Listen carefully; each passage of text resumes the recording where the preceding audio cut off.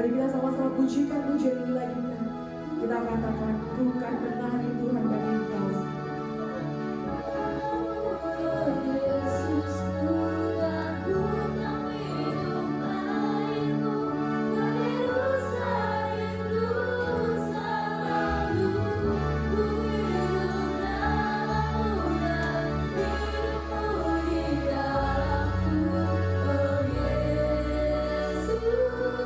Sekali lagi dengan lembut katakan, ku kan menari Tuhan bagi Engkau.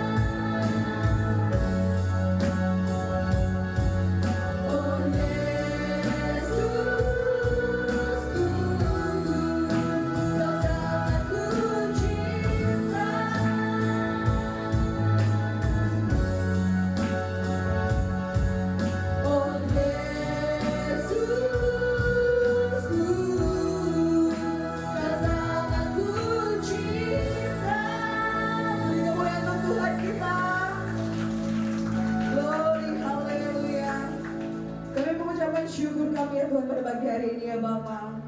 Terima kasih untuk segala sesuatu yang telah Tuhan izinkan terjadi dalam hidup kami. Kami mengucapkan syukur kami ya Bapa untuk pagi hari ini. Kami masih diberikan kesempatan yang baru untuk menikmati tahun yang baru. Kiranya pada hari ini ya Tuhan, dalam mengawali tahun ini, kami datang kepadamu ya Bapa. Kami mau serahkan hidup kami dalam tangan-Mu.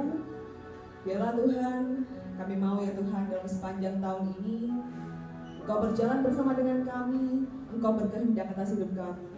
Dan biarlah ya Tuhan, setiap apapun yang terjadi dalam hidup kami, kiranya bisa menjadi sarana untuk memuliakan Engkau, untuk mengagungkan Engkau, dan membesarkan nama-Mu ya Tuhan.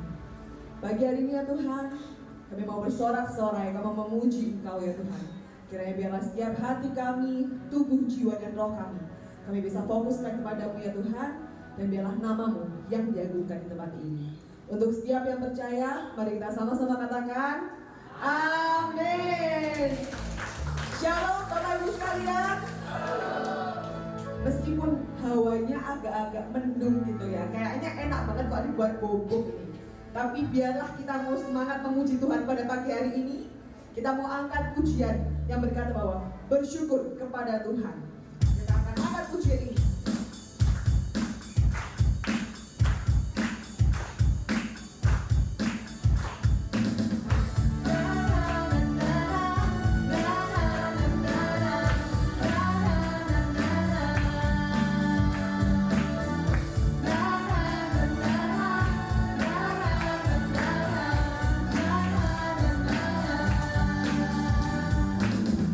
Haleluya, ku memuji Tuhan.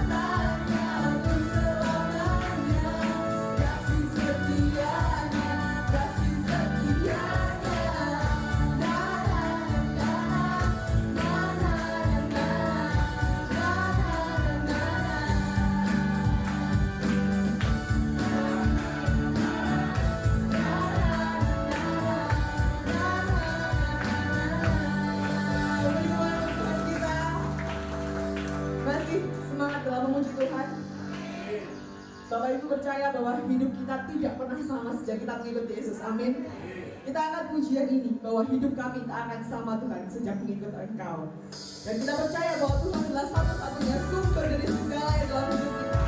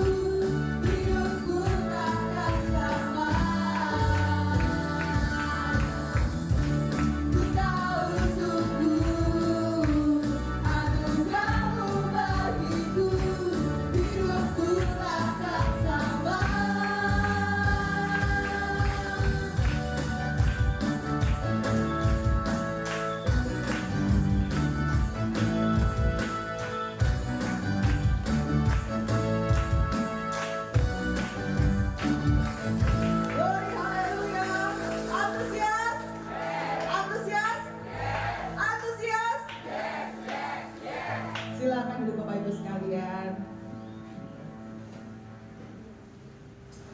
Kita mau siapkan setiap hati kita mau menerima setiap taburan firman Tuhan. Kiranya biarlah firman Tuhan yang nanti akan dibagikan bisa menjadi sebuah rema dalam hidup kita. Kita bisa hidupi firman itu, dan biarlah firman nanti yang dibagikan bisa mengubah hidup kita, membuat kita belajar dari orang yang lebih baik lagi, yang bisa lebih lagi berkenan bagi Tuhan. Kita mau mengangkat satu buah pujian yang berkata bahwa sungguh Engkau, hanya Engkau Tuhan yang menjadi tempat jawaban dalam hidup kami, ya Bapa. Dan Engkaulah Tuhan satu-satunya tempat kami berharap.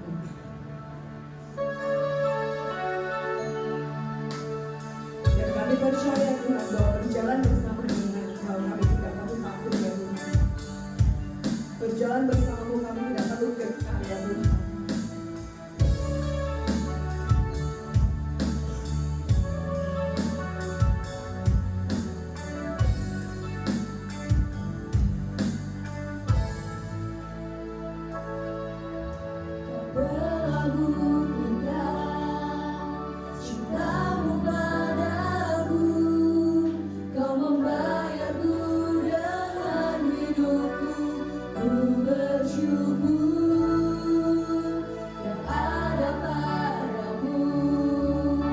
Semuanya milikmu, ku bersama dengan seluruh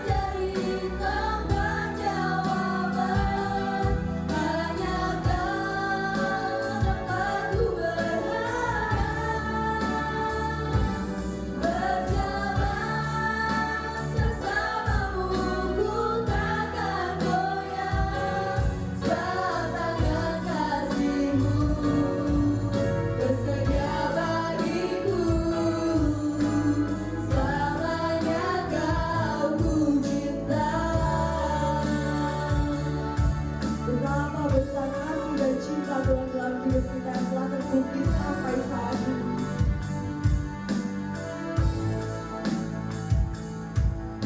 Kau telah buktikan cintamu padaku, kau membayarku dengan hidupku.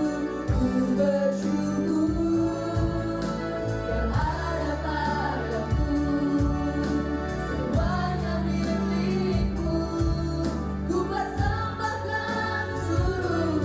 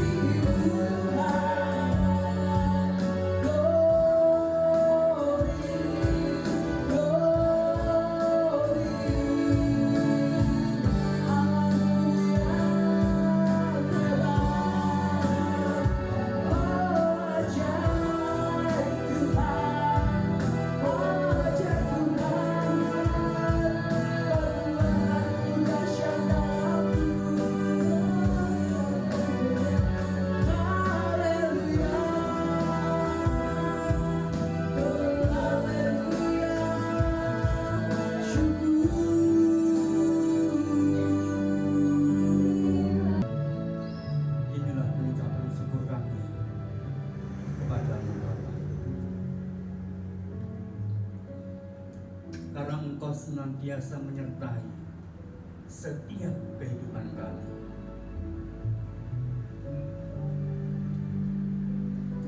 Mari Yesus, berbicaralah kepada kami. Kami siap untuk mendengar firman.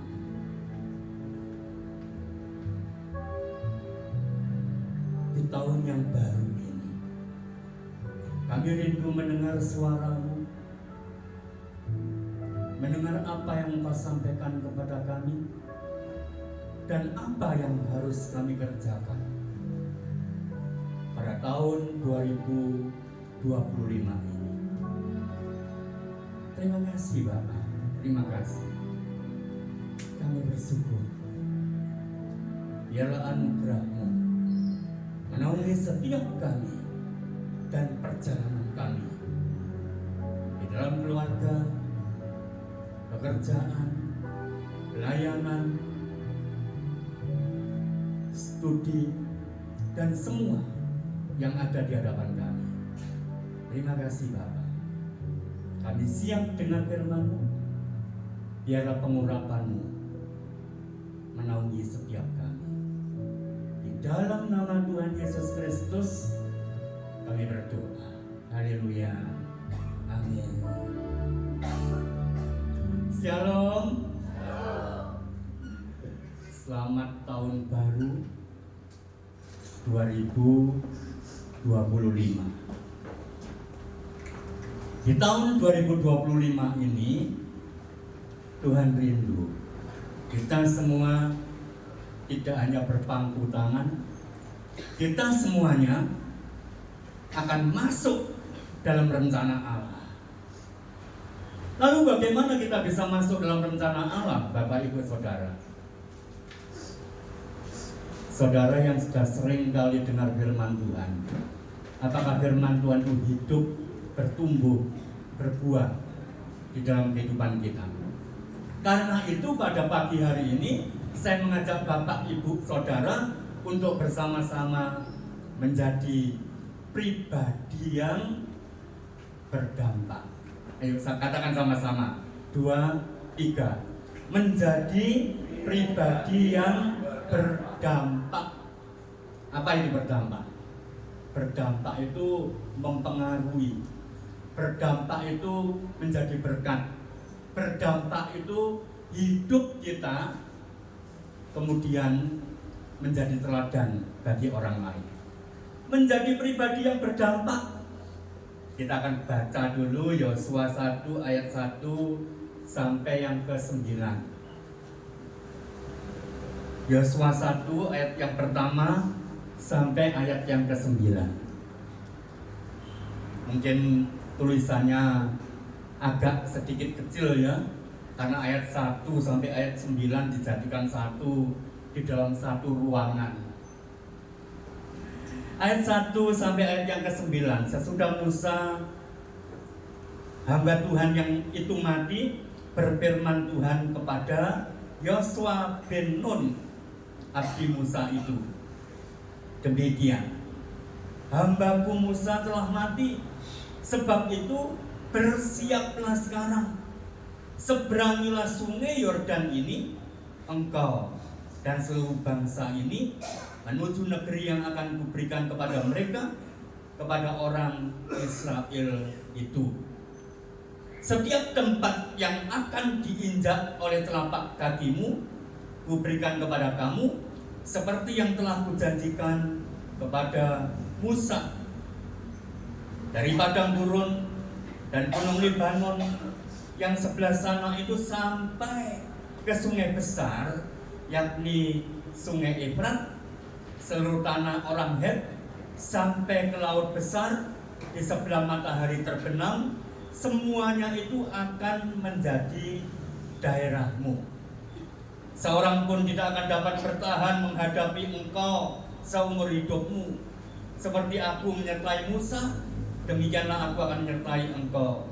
Aku tidak akan membiarkan engkau dan tidak akan meninggalkan engkau. Ayat 6, kuatkan dan teguhkanlah hatimu, sebab engkaulah yang akan memimpin bangsa ini memiliki negeri yang kujanjikan dengan bersumpah kepada nenek moyang mereka untuk diberikan kepada mereka. Hanya kuatkan dan teguhkanlah hatimu dengan sungguh-sungguh, bertindaklah hati-hati sesuai dengan seluruh hukum yang telah diperintahkan kepadamu oleh hambaku Musa. Janganlah menyimpang ke kanan atau ke kiri, supaya engkau beruntung kemanapun engkau pergi. Janganlah engkau lupa memperkatakan kitab Taurat ini, tetapi renungkanlah itu siang dan malam, supaya engkau bertindak hati-hati sesuai dengan segala yang tertulis di dalamnya. Sebab dengan demikian perjalananmu akan berhasil dan engkau akan beruntung, bukan buntung tapi beruntung. Bukankah telah kuperintahkan kepadamu? Kuatkan dan teguhkanlah hatimu. Janganlah kecut dan tawar hati, sebab Tuhan Allahmu menyertai engkau kemanapun engkau pergi. Saya ulang bagian terakhir. Sebab Tuhan Allahmu menyertai engkau kemanapun engkau pergi. Nah, kita akan buka berikutnya ini. Di dunia ini, Bapak Ibu Saudara, kita bukan pelengkap yang sekedar diciptakan. Pokoknya tak ciptakan. Jadi kalau orang itu misalnya saudara adalah petani, atau katakanlah di rumah, karena saya suka tanam-tanam, misalnya saya ambil benih, saya tabur, udah wes tak tabur biar dadi opo ae sak karep-karepmu. Nggak kayak begitu, Bapak Ibu Saudara. Saudara dan saya diciptakan bukan pelengkap, bukan sekedar diciptakan. Ada tujuan mengapa kita diutus ke tengah-tengah dunia ini, yaitu untuk memiliki kehidupan yang berdampak. Kehidupan yang berdampak, gak cuma asal-asalan. Kalau kemarin-kemarin kita belum sampai ke tempat itu, kita hanya sekedar hidup, sekedar melakukan hal-hal yang kita sukai, gak ngerti tujuan. Tapi mari di tahun yang baru ini kita masuk dalam tujuannya Tuhan. Dari Yosua kita belajar soal mempersiapkan diri sehingga melaksanakan misi menjadi pribadi yang berdampak. Lalu apa saja yang bisa kita teladani dari Yosua sehingga kita memiliki pribadi yang berdampak? Yang pertama, mantap dalam persiapan. Coba kita baca ayat yang pertama dan yang kedua ya. Dari Yosua pasal 9 tadi. Sesudah Musa hamba Tuhan itu mati, berfirmanlah Tuhan kepada Yosua bin Nun, abdi Musa itu, demikian, hambaku Musa telah mati. Sebab itu bersiaplah sekarang, seberangilah sungai Yordan ini, engkau dan seluruh bangsa ini, menuju negeri yang akan kuberikan kepada mereka, kepada orang Israel itu. Jadi kita lihat firman Tuhan kepada Yosua dikatakan apa? Bersiaplah sekarang. Untuk memulai mengerjakan sesuatu harus ada persiapan. Waktu Abraham dipanggil, itu kaget dia, terkejut. Karena dipanggil oleh Tuhan untuk satu tujuan tanpa dia ngerti sebelumnya. Abraham, berangkat engkau pergi ke satu tujuan yang akan kutunjukkan kepadamu. Mungkin Bapak Abraham akan bertanya, kemana Tuhan? Wes pokoknya berangkat. Lah, orang suruh berangkat gak ada tujuannya, gak tahu. Tapi Tuhan katakan kepada Abraham, Abraham berkata, pergi, aku akan tunjukkan kepadamu. Engkau akan menerima sebuah warisan, engkau akan menerima sebuah berkat, sebuah tanah yang namanya tanah perjanjian. Makanya di dalam Alkitab kita ini ada yang disebut perjanjian lama, perjanjian baru. Dalam perjanjian lama dimulai dengan Abraham. Ketika Adam diciptakan mulai kemudian beranak pinak, sampai kepada bagaimana janji Tuhan kepada Abram, lalu kemudian Musa. Nah, Bapak Ibu Saudara, Tuhan katakan yang pertama, mantap dalam persiapan. Segala sesuatu mesti ada persiapan. Tadi ngomong-ngomong di mobil saya dengar Bu Lasri cucunya ngomong, Mbak, besok saya sudah masuk sekolah. Disiapkan ya Mbak ya. Apanya disiapkan? Makanan untuk dibawa ke sekolah. Kira-kira Bu Lasri itu untuk mempersiapkan itu pokoknya, oh ya langsung pagi-pagi ambil makanan iki loh berangkat toh apa gitu? Ya enggak. Mau makan apa hari itu? Bahannya apa? Disiapkan. Bapak, Ibu, Saudara, segala sesuatu mesti dipersiapkan. Karena itu Tuhan ngajar kepada kita untuk tahun 2025 ini untuk menjadi pribadi yang berdampak. Berdampak buat siapa? Berdampak buat siapa? Yang pertama, kita harus berdampak pada diri sendiri dulu. Berdampak pada orang yang dekat dengan kita, keluarga kita. Para suami kepada istri, istri kepada suami, orang tua kepada anak, dan juga anak-anak satu dengan yang lain, atau anak pada orang tua, itu selalu berjalan bersama-sama. Berdampak dimulai dari yang kecil, dari sebuah keluarga yang kecil. Tapi keluarga yang kecil ini, Bapak, Ibu, Saudara, dia akan berdampak buat orang lain. Dia akan mengalami perubahan-perubahan, dan apa yang dilakukan, dikerjakan, yang menjadi teladan dalam hidupnya, menjadi dampak bagi lingkungan kita. Itu sebabnya harus butuh persiapan.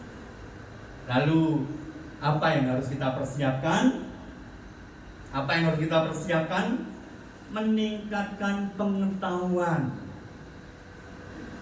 Jadi meningkatkan pengetahuan. Ingat beberapa waktu yang lalu ketika Mas Daniel harus berangkat ke Semarang, lalu kita akan berpikir siapa nanti yang jadi pemain musiknya. Tapi kemudian kita berdoa, kita ngomong, gak apa-apa, dipersiapkan. Mulai kemudian ada latihan, perlu belajar. Oh, orang ini bisa. Dari yang gak ngerti, gak bisa, diajari jadi bisa. Akhirnya menjadi tim. Lalu worship leader atau WL, itu singkatan dari worship leader. Worship itu penyembahan, leader itu pemimpin. Pemimpin penyembahan. Jadi bukan hanya pemimpin nyanyi, enggak. Pemimpin penyembahan. Maka ketika seorang worship leader untuk menjadi worship leader perlu mempersiapkan diri. Walaupun mungkin tiap kita ini bisa nyanyi ya, kita semua bisa memimpin pujian atau mungkin bersaksi dan lain sebagainya. Tapi karena worship leader itu penyembahan, pemimpin penyembahan, bagaimana memimpin persembahan? Dia harus belajar seperti Yosua kepada Musa. Musa ngajari Yosua bertahap, pelan-pelan, sampai Yosua siap. Dan ketika kemudian Musa meninggal, Tuhan katakan, bersiap kamu sekarang. Jadi WL lihat beberapa kali setiap menjadi WL yang di tempat kita ini nggak langsung. Desi waktu masih kuliah di Jogja, pulang pergi ke Solo Jogja, sudah mimpin pujian, sudah jadi worship leader. Lalu setelah menikah, tinggal di Solo, bahkan sebelum sekarang tinggal sendiri bersama dengan mertuanya laki-laki, karena mertuanya perempuan nggak ada, mertuanya laki-laki, papa mertuanya sendirian, kemudian bersama di sana. Tapi tiap hari selama beberapa lama bersama dengan saya, dengan Bu Karen. Walaupun sudah sekian lama, Bapak Ibu Saudara, dulu jadi worship leader, kita ngomong-ngomong, saya ngomong sama Bu Karen, gak usah Des itu biar adaptasi, karena walaupun dulu jadi worship leader ya, waktu kita masih di RRI itu, ingat Mbak Mulyani, tiap kali acara bersama-sama selaluan, tapi selalu berjalan, nggak usah dulu, belum. Nanti tiba saatnya dia akan jadi worship leader. Cukup lama loh itu nggak langsung loh, cukup lama sampai akhirnya kita ngomong-ngomong sekarang Desi harus mulai jadi worship leader, adaptasi dulu bersama-sama dengan rekan. Sebuah tim itu Bapak Ibu Saudara, sebuah tim itu 2-3 orang atau lebih dari itu, kalau sampai terjadi kegagalan, yang salah siapa?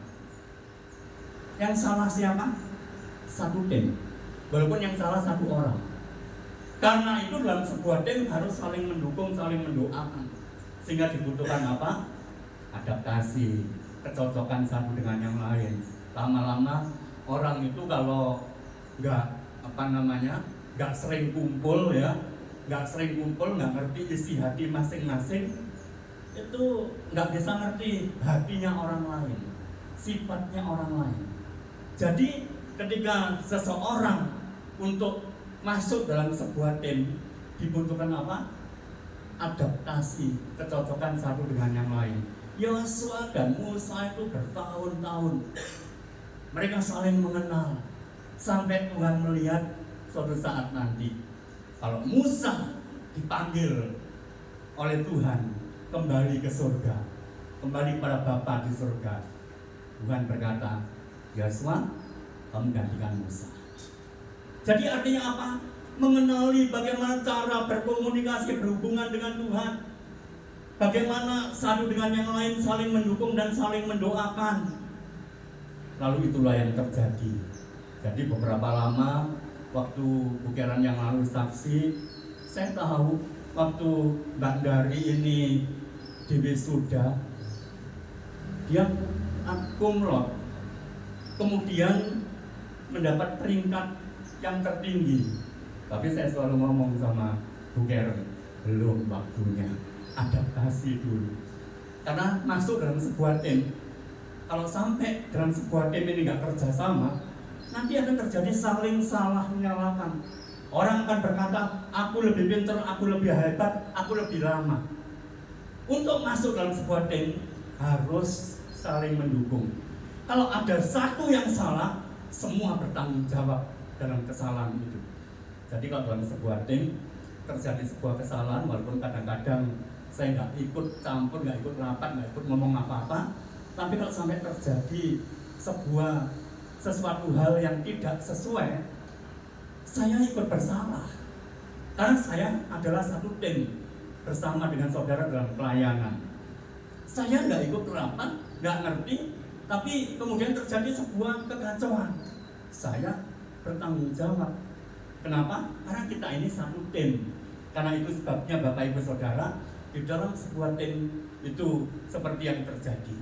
Nah, apa yang harus kita persiapkan? Yang pertama adalah meningkatkan pengetahuan dengan tekun belajar.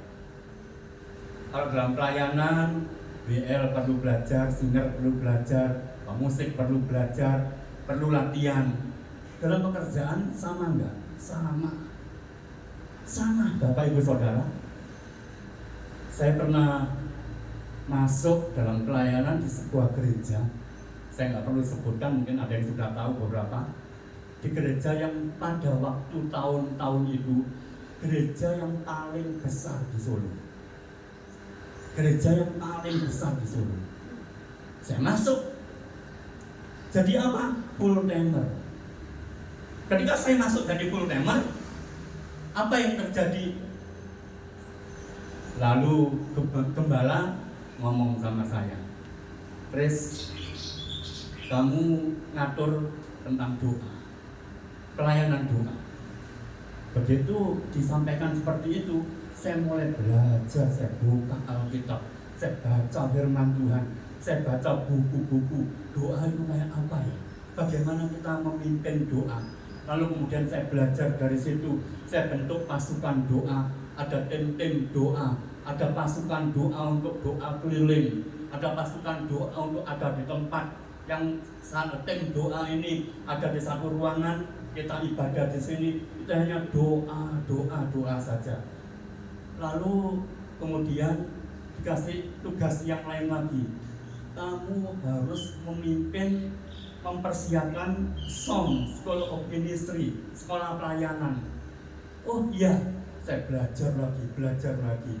Lalu saya jadi sekretaris. Lalu apa yang terjadi? Wah, saya kurang pintar soal komputer. Saya beli buku. Akhirnya kalau tiap kali ada acara, ada brosur-brosur. Dulu kan nggak player seperti di kita yang pakai HP kita ya, harus di print, dibagi-bagikan. Lalu saya bukalah, saya beli beberapa buku. Oh, caranya bikin brosur seperti ini. Jadi kalau ada kegiatan, misalnya hari ini rapat, acara seperti ini, lalu saya berkata, brosurnya saya buat. Padahal saya nggak sekolah komputer, tapi beli bukunya. Saya belajar, ngerti bagaimana caranya bikin brosur. Akhirnya saya menguasai bidang-bidang itu dulu. Kalau sekarang sudah semakin canggih, saya kurang belajar, anak-anak lebih pintar. Tapi saya tetap belajar, menguasai, mengerti pokok-pokoknya, dasar-dasarnya. Kenapa Bapak Ibu Saudara? Kita bisa belajar hal apapun. Coba di sini siapa yang jualan makanan, yang masak, apakah selamanya makanan masakan Bapak Ibu Saudara nggak ada perubahan sama sekali? Dulu nggak enak, yang lalu nggak enak, sekarang nggak enak, besok juga nggak enak.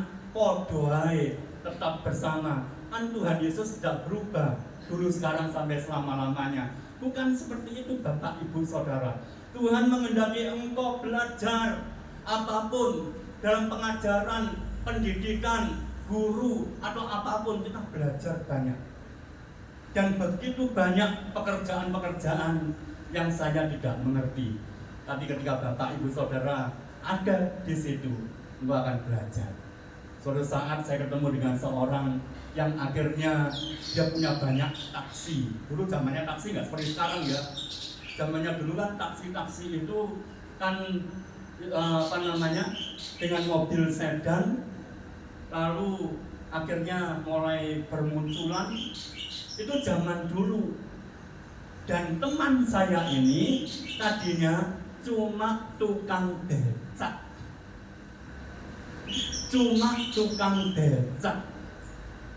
Tapi kemudian dia berkata, waktu itu kami ada bersama-sama, lalu dia ngomong gini, suatu saat nanti aku akan jadi supir taksi. Suatu saat nanti akan punya perusahaan taksi. Suatu saat nanti akan punya sebuah perusahaan yang mengelola taksi. Apa yang dikerjakan Bapak Ibu Saudara? Dia belajar. Akhirnya pada suatu hari ketika dia sampai di situ, saya bertanya kepadanya, loh kok bisa? Saya belajar Om. Dia bilang begitu. Saya belajar. Dari saya belajar akhirnya bisa. Jadi Bapak Ibu Saudara, apa yang menjadi kerinduan kita pada tahun-tahun yang akan datang? Apa yang menjadi kerinduan kita untuk misi ke depan? Apa yang menjadi kerinduan kita untuk hidup kita, rumah tangga kita, dan apa yang kita kerjakan? Apa yang harus kita lakukan? Belajar. Harus cari pengetahuan, meningkatkan pengetahuan, tekun belajar, update skill, kemampuan. Orang itu kalau mau belajar mungkin nggak bisa 100%, nggak apa-apa, tapi paling tidak meningkat sedikit demi sedikit. Jadi perlu mengasah keterampilan melakukan sesuatu. Dalam pelayanan juga begitu. Dalam pelayanan apa yang harus kita kerjakan juga begitu. Belajar, dan kita praktekkan. Saya sampai hari ini, Bapak Ibu Saudara, saya nggak ngerti. Selalu beberapa kali saya diminta, didatangi untuk menjadi pemimpin rohani tertentu. Padahal saya selalu ngomong pada mereka begini, Bapak Ibu, saya ini sebenarnya nggak semampu seperti itu. Tapi mereka katakan Pak Kris bisa. Dari mana mereka mengatakan begitu? Saya selalu belajar Dan tiap kali ada sebuah masalah yang ada di dalamnya, saya memberikan masukan kepada mereka. Dan apa yang menjadi masukan itu diterima dan menyelesaikan masalah. Dan itu menganggap bahwa saya dianggap bisa. Padahal apakah saya hebat? Enggak, Bapak Ibu Saudara. Saya bukan orang yang hebat. Tapi saya hanya orang yang mau belajar bersama-sama. Jadi hari ini engkau bisa berkata, Tuhan, aku punya visi, punya kerinduan, nanti akan begini. Anakku diberkati Tuhan, cucuku diberkati oleh Tuhan. Untuk hal ini kita serahkan kepada Tuhan. Untuk hal seperti ini kita minta bantuan dari Tuhan. Dan Tuhan akan memberikan pertolongan kepada saudara. Persiapan juga bisa dilakukan dengan kemampuan adaptasi, menyesuaikan diri dengan situasi. Situasi selalu bergerak, selalu berbeda, dulu, sekarang, dan yang akan datang selalu berbeda. Ingatkah Bapak Ibu Saudara waktu zamannya Nokia, orang bilang Nokia hebat, luar biasa. Dalam sekejap Nokia masuk kubur. Ketika HP saudara yang sekarang ini HP Android muncul, tiba-tiba muncullah HP Android. Nokia langsung habis, nggak laku. Padahal dulu paling hebat. Ada lagi yang lain, apa ya? Yang lain ada HP. Ya, apa tadi dulu? Itu saya sampai punya di rumah itu udah beli baru, nggak kepake. Sampai sekarang jadi museum. Wah, yes. Tapi itu perubahan. Dan ingatlah ini, Tuhan tahu setiap perubahan. Jadi itu sebabnya, mari belajar dari siapa? Tuhan. Tuhan, apa yang harus aku kerjakan ya Tuhan? Persiapan juga bisa dilakukan dengan kemampuan adaptasi, menyesuaikan diri dengan situasi. Yang kedua, jelas untuk dalam visi ke depan. Apa artinya visi ke depan? Besok yang akan datang ini bagaimana ya? Bapak Ibu Saudara, ada yang di sini yang punya keinginan nggak akan berubah, nggak mau berubah, dan tidak percaya bisa berubah. Percayalah, engkau tidak berubah. Tapi kalau engkau percaya hidupmu bisa berubah, keluargamu bisa berubah, anak-anakmu bisa berubah, cucumu bisa berubah, akan terjadi perubahan. Perubahan bisa instan, perubahan bisa butuh waktu, tapi perubahan akan terjadi kalau seseorang punya visi dan minta pertolongan dari Tuhan. Tuhan, aku nggak mampu Tuhan, tapi aku percaya akan bisa terjadi. Nah, Bapak Ibu Saudara, kita lihat yang kedua dari Yosua pasal pertama ini, kita baca ayat yang keempat, jelas dalam visi ke depan.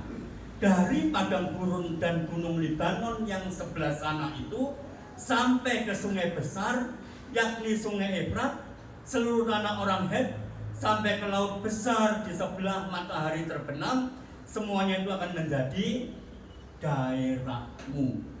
Tuhan berikan visi kepada siapa? Yosua. Yosua, lihat ya, ingat ini, nanti wilayahmu, daerahmu akan jadi seperti ini. Engkau akan sampai ke sana, padang gurun, gunung Libanon, sungai Efrat, sungai besar, seluruh tanah Het, sampai laut besar, sampai sebelah matahari terbenam, semua itu akan jadi daerahmu. Dan Tuhan kasih jelas. Artinya engkau dan saya juga sama, butuh sesuatu hal yang sama. Bapak Ibu Saudara, jangan lihat keterbatasan. Tiap kita ini punya keterbatasan. Kita bukan orang-orang yang sangat hebat. Seandainya Chris Yuda ini dilahirkan, orang tuanya punya perusahaan yang menguasai seluruh Indonesia.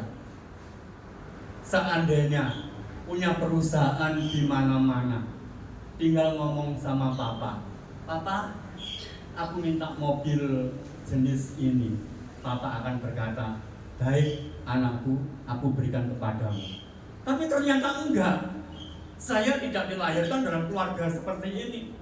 Memang pernah, walaupun mungkin itu bagian kecil. Waktu papa saya tinggal di sebuah kampung Kupang Kerajaan Gang 1 di Surabaya, dia menjadi ketua RW. Waktu di RW itu, memang saat itu papa saya termasuk salah satu orang yang sangat kaya di situ. Tapi pada tahun 1965 papa saya bangkrut. Kebangkrutannya gara-gara apa? Uang 1.000 rupiah jadi 1 rupiah. Papa saya mengembangkan sebuah usaha. Dalam sebuah usahanya itu dia mengembangkan untuk bikin bahan-bahan peralatan arloji, jam tangan, dan jam dinding. Dia berhasil. Lalu dia berpikir, aku mau beli mesinnya untuk bikin alat-alat ini dari Singapura. Tapi dia nggak punya modal. Tanpa melihat situasi dan nggak ngerti situasi, papa saya jual rumah.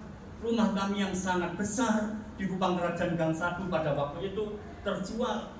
Dan seminggu kemudian perubahan terjadi. Pemerintah memutuskan memotong uang 1.000 rupiah jadi 1 rupiah. Siapa yang tahu pengalaman ini? Tahun-tahun itu mungkin nggak tahu karena itu pengalaman tahun 65 dari papa saya. Dan gara-gara itu uangnya habis total. Habis. Nggak bisa beli rumah lagi. Karena nggak bisa uang 1.000 rupiah dipotong jadi 1 rupiah, kemudian nggak bisa beli rumah lagi. Dan apa yang terjadi? Pada waktu itu papa saya belum percaya Yesus. Dia nggak ngerti, nggak punya semangat, nggak punya visi, nggak punya apa-apa, tidak bisa bangkit lagi. Yang terjadi apa? Dia stres. Dia stres. Lalu supaya ingin memulihkan hidupnya, keuangannya, dia masuk dalam sebuah dunia yang sampai detik ini aku tidak akan mau masuk ke dalamnya, yaitu apa? Judi. Ingat National Lottery tahun-tahun itu.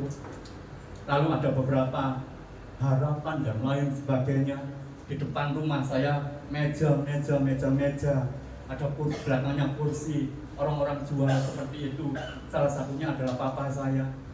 Kemudian dia mulai pasang nomor dengan harapan, kalau aku dapat nomor ini, aku akan dapat sekian banyak uang dan aku akan kembali jadi kaya. Tapi sampai pada akhir hidupnya nggak terjadi. Yang terjadi apa? Tambah stres. Saya tadinya nggak ngerti kalau itu dialami, karena itu saya masih bayi, masih kecil. Saya lahir tahun 58, jadi tahun 65 berarti umur saya masih 7 tahun. Kalau nggak salah saya masih sekolah di SD kelas 1 atau kelas 2. Lalu ketika saya dewasa, papa saya cerita tentang itu, saya baru tahu kenapa dia stres. Dia nggak punya harapan. Tapi bapak, ibu, saudara yang punya Yesus, engkau punya harapan. Itu boleh terjadi, tapi Yesus akan pulihkan hidup. Dan itu terjadi, bapak, ibu, saudara.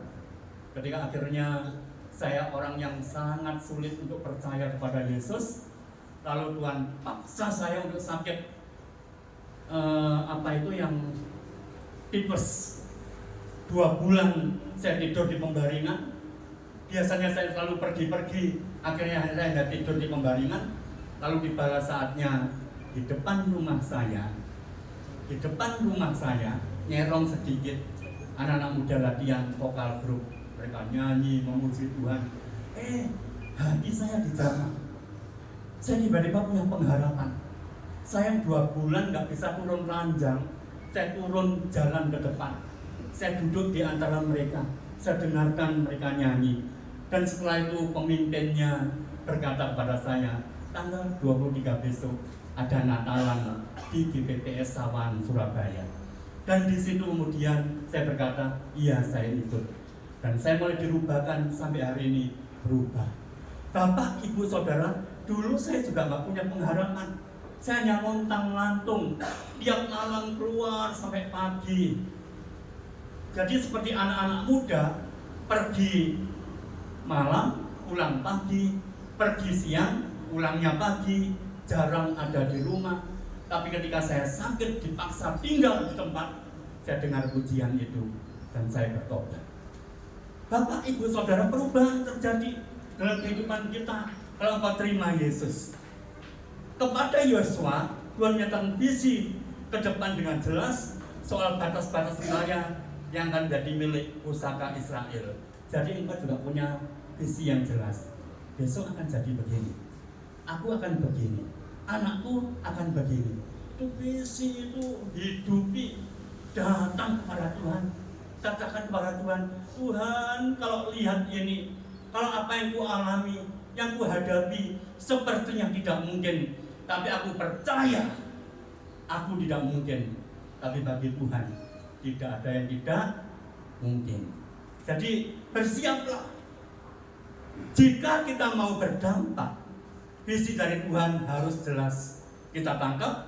Visi yang jelas akan lebih mudah dibagikan pada orang lain, karena itu memiliki juga visi yang besar, karena sumbernya Tuhan yang besar. Kita bisa berdampak dengan hal besar. Dari siapa? Tuhan yang besar. Tuhan kita akan mengatakan, anakku, memang itu tidak mungkin, tapi kalau engkau bersama dengan aku, apa yang tidak mungkin menjadi mungkin. Katakan bersama-sama, bersama Tuhan menjadi mungkin. Bersama Tuhan yang tidak mungkin menjadi mungkin. Yang ketiga, yang terakhir, teguh dalam kekuatan. Ayat 6, 7, dan 9. Perhatikan kata-kata kalimat ini, teguh dalam kekuatan. Beberapa kali diucapkan. Kuatkan dan teguhkan hatimu, sebab engkaulah yang akan memimpin bangsa ini memiliki negeri yang kujanjikan, dengan bersumpah kepada nenek moyang mereka untuk diberikan kepada mereka. 7. Hanya kuatkan dan teguhkanlah hatimu dengan sungguh-sungguh. Bertindaklah hati-hati sesuai dengan seluruh hukum yang telah diperintahkan kepadamu oleh hambaku Musa. Janganlah menyimpang ke kanan atau ke kiri, supaya engkau beruntung kemanapun engkau pergi. Bukankah telah kuperintahkan kepadamu, kuatkan dan teguhkanlah hatimu 3 kali ya. Tuhan katakan, janganlah kecut dan tawar hati, sebab Tuhan Allahmu menyertai engkau kemanapun engkau pergi. Jadi beberapa kali Tuhan katakan kepada Yosua ini, jangan kecut dan tawar hati. Jangan kecut dan tawar hati, itu selalu diucapkan sampai 3 kali. Kuatkan dan teguhkan hatimu. Mungkin Yosua ragu karena masih muda, tapi ingatlah, iman akan mengubah segala sesuatu. Karena itu Tuhan menekankan padanya agar membangun keyakinan diri berdasarkan panggilan dan penyertaan Tuhan. Bapak, Ibu, Saudara, mari saya mengajak Bapak, Ibu, Saudara untuk merenungkan hidup kita di tahun yang baru ini. Katakan, nggak mungkin kalau aku ada di sini, aku percaya Yesus, kalau bukan karena Tuhan, kalau bukan karena Roh Kudus. Hanya Tuhan yang membuat aku percaya kepadanya, hidup di dalam Dia bersama-sama dengan Tuhan, dan Tuhan akan mengubah hidupku. Karena itu Tuhan menekankan padanya, kepada Yosua, akan membangun keyakinan diri berdasarkan panggilan dan penyertaan Tuhan. Jika Tuhan yang memanggil dan menyertai, tantangan bisa ada, tetapi kemenangan menjadi bagian kita. Yang terakhir ternyata sampai bagian yang keempat, berakar dalam firman. Janganlah engkau lupa memperkatakan kitab Taurat ini, tetapi renungkanlah itu siang dan malam, supaya engkau bertindak hati-hati sesuai dengan segala yang tertulis di dalamnya. Sebab dengan demikian perjalananmu akan berhasil dan engkau akan beruntung. Ini pernah baca Mazmur 1 ayat 1 sampai 3 ya. Orang yang pohon yang ditanam di tepi aliran air, itu seperti orang-orang percaya yang selalu hidup dalam firman Tuhan, merenungkan firman Tuhan siang dan malam.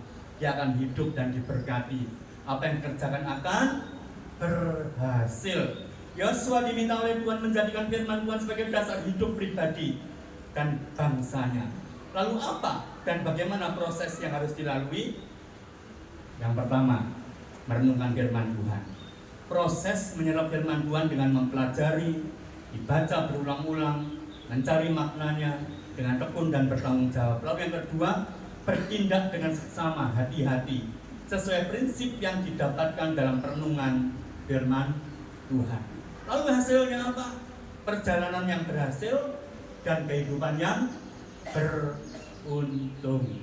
Mari Bapak Ibu Saudara, tahun ini, tahun 2025, masuk dalam rencana Allah. Memiliki visi yang besar dalam hidup. Kalau engkau punya visi yang besar, engkau akan terima dan engkau akan dapatkan apa yang menjadi visimu. Memang tidak mungkin, tapi jadi mungkin kalau bersama-sama dengan Tuhan. Puji Tuhan, sebuah firman yang telah membuat kita belajar lagi ya Bapak Ibu sekalian ya. Biarlah tahun ini kita imani bahwa kita bisa menjadi pribadi yang lebih berdampak lagi bagi lingkungan kita. Dan kita mau tetap teguh dalam Tuhan, mau tetap selalu rindu untuk belajar firman Tuhan. Kita akan siapkan persembahan terbaik kita untuk Tuhan. Kita mau sama-sama angkat persembahan kita. Mari kita sama-sama berdoa untuk persembahan yang kita telah siapkan. Tuhan Allah yang penuh kasih, kami mengucapkan syukur kami ya Tuhan untuk setiap berkat-berkat yang telah Tuhan percayakan dalam kehidupan kami. Kami mengucapkan syukur ya Tuhan karena pada saat ini kami masih diberikan kesempatan ya Tuhan untuk menabur. Biarlah ya Tuhan melalui proses kami menabur ini ya Tuhan, melalui apa yang sudah kami siapkan ini ya Bapa, biarlah kami mau lebih lagi belajar ya Tuhan untuk memberikan yang terbaik bagi Engkau. Dan kiranya ya Tuhan untuk setiap persembahan yang terkumpul nanti ya Tuhan, kami bisa bergunakan dengan baik untuk pelebaran kerajaan di tempat ini ya Tuhan. Kiranya Engkau kuduskan persembahan kami, Engkau berkenan untuk persembahan kami ya Tuhan. Dan biarlah ya Tuhan semakin lama ke depannya kami bisa belajar untuk memberi lebih lagi kepada Engkau ya Tuhan. Tidak hanya dalam bentuk uang atau mungkin materi ya Tuhan, tapi memberikan hidup kami kepada Engkau ya Bapa. Terima kasih Bapa di surga, dalam nama Yesus Kristus kami berdoa dan mengucap syukur. Haleluya. Amin. Kita akan angkat pujian bagi Raja Allah. Kami persilakan untuk petugas persembahan maju ke depan.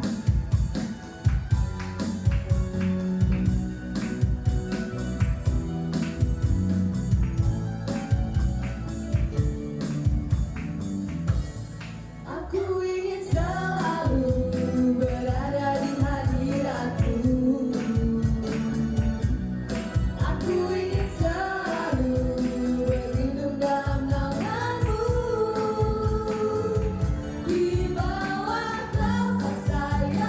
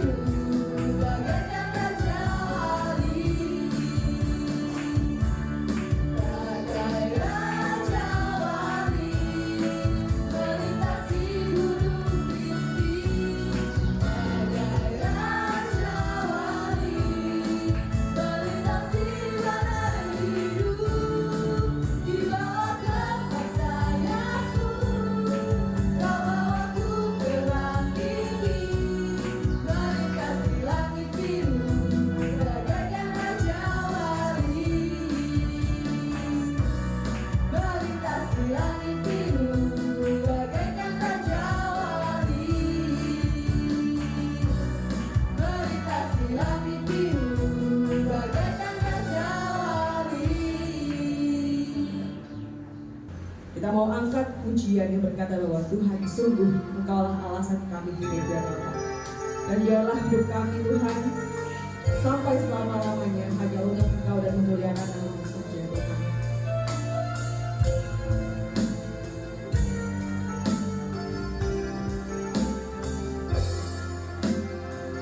Mari kita katakan, ku hidup karena anugerah-Mu Tuhan. Ku hidup karena anugerah-Mu. Tiada satupun dapat ku banggakan semua karena cinta-Mu. Ini hidupku, pimpin jalanku, kasih-Mu mengubah hidupku. Kau pemilikku, selamatkan hidupku semua karena cinta-Mu. Ini hidupku, pimpin jalanku. Yesus pegang erat tanganku, ku tak dapat hidup di luar kasih-Mu Bapa. Jangan tinggalkan aku, Engkau alasan selamaku hidup. Yesus pegang erat tanganku, ku tak dapat hidup di luar kasih-Mu Bapa. Jangan tinggalkan aku, Engkau alasan selamaku hidup. Engkau alasan selamaku hidup. Engkau alasan selamaku hidup. Mari kita akan sama-sama angkat tangan untuk menerima berkat-Nya. Dan sekarang Bapak, Ibu, Saudara, terimalah berkat rahmat anugerah Allah Bapa, oleh cinta kasih Tuhan Yesus Kristus dan persekutuan Roh Kudus yang memberkati hidupmu dari hari ini sampai selama-lamanya. Diberkatilah rumah tanggamu, diberkatilah usaha dan pekerjaanmu, diberkatilah pelayananmu, diberkati studimu, diberkati kesehatanmu, dan diberkati apa yang kau kerjakan. Tuhan campur tangan, Tuhan memimpin langkah-langkah hidupmu, dan Tuhan Yesus yang membuatmu menjadi berhasil. Di dalam nama Tuhan Yesus Kristus kami berdoa. Haleluya. Amin.